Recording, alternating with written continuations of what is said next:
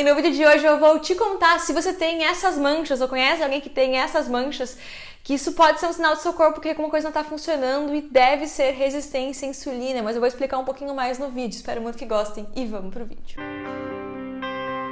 E pra quem não sabe, eu sou a nutricionista Bruna Harmon. Nesse canal aqui tem playlist que chama Me Conta Nutri, eu vou deixar nos cards aqui, que é uma playlist com vídeos incríveis sobre nutrição.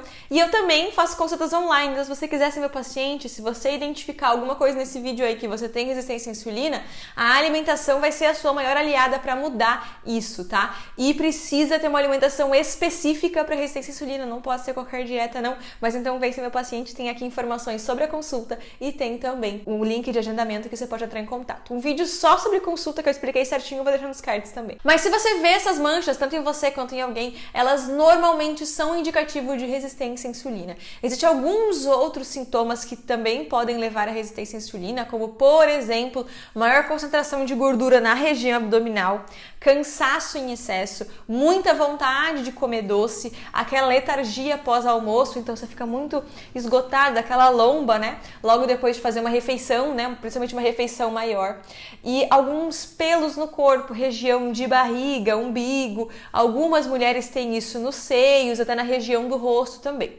Não significa que se você tem as manchas vai ter os outros, ou não significa que você tendo os outros vai ter as manchas. Algumas pessoas apresentam só um ou outro sintoma, mas sempre é legal de dar uma avaliada aí. A gente identifica essa resistência à insulina fazendo um exame de sangue, né, de glicose, hemoglobina glicada e de insulina.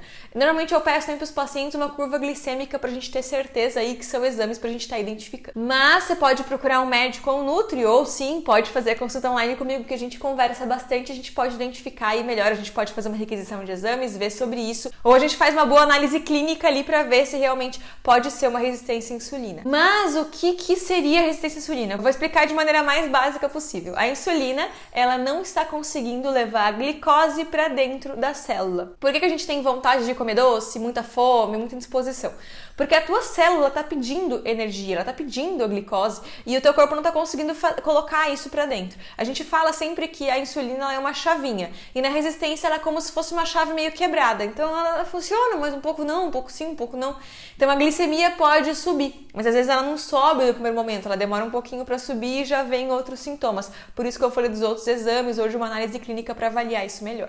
Mas sempre procura um profissional da saúde para ele fazer essa análise bem certinho com você. E eu gosto de fazer uma analogia da resistência à insulina como se fosse um consultório, onde uma sala de espera está cheia de pacientes, que seriam a glicose, e os consultórios estão com os profissionais esperando essas pessoas para entrar, que seriam as células, mas a secretária não está funcionando, que seria a insulina.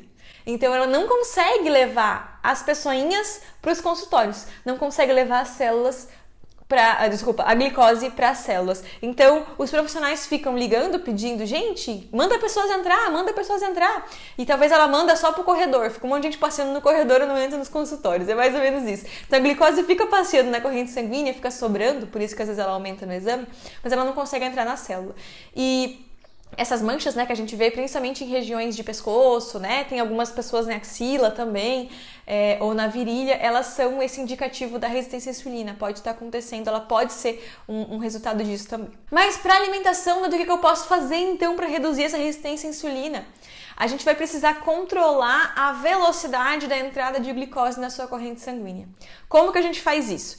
A gente diminui muito os carboidratos refinados, então a gente vai evitar doces, principalmente massas brancas, tipo assim, como é que eu vou explicar? Muito bolo, muito macarrão, muito arroz, diminui a quantidade, então pode comer macarrão, pode comer arroz, pode comer carboidrato, só que de preferência que eles sejam integrais, principalmente se a tua resistência à insulina está muito alta, principalmente que eles sejam integrais, e sempre associado de uma proteína e de uma fibra. Então, esse carboidrato, o ideal é que ele seja associado com uma proteína, que pode ser vegetal, pode ser um feijão, né? Ou deveria, inclusive, e alguma proteína animal, se você come proteína animal, senão só o feijão seria suficiente, mas se não, uma carne, um ovo, um peixe, e uma salada, um legume junto, porque essas fibras vão ajudar a reduzir a velocidade com que essa glicose entra na corrente sanguínea.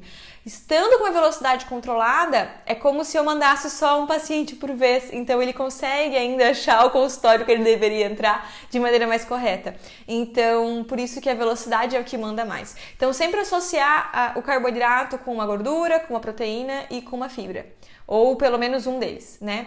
Então, aumentar o consumo de salada e de legumes é muito importante para esse paciente. Consumir alimentos integrais, consumir frutas também. Então, e desinflamar esse paciente. Normalmente ele é um paciente inflamado, então a gente vai buscar uma alimentação com base anti-inflamatória, rica em verdura, rica em fruta, baixíssima em industrializados, embutidos.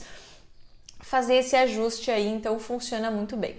A resistência à insulina ela vai ser mais expressiva quando o paciente está acima do peso. Não significa que você precisa estar acima do peso para ter resistência à insulina, mas ela vai ser maior se você tiver.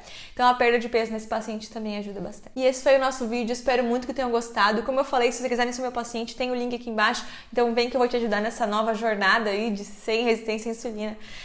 Mas eu espero que esse vídeo tenha ajudado você também a te dar uma luz no fim do túnel e entender um pouquinho melhor. Um super beijo, até mais. Tchau!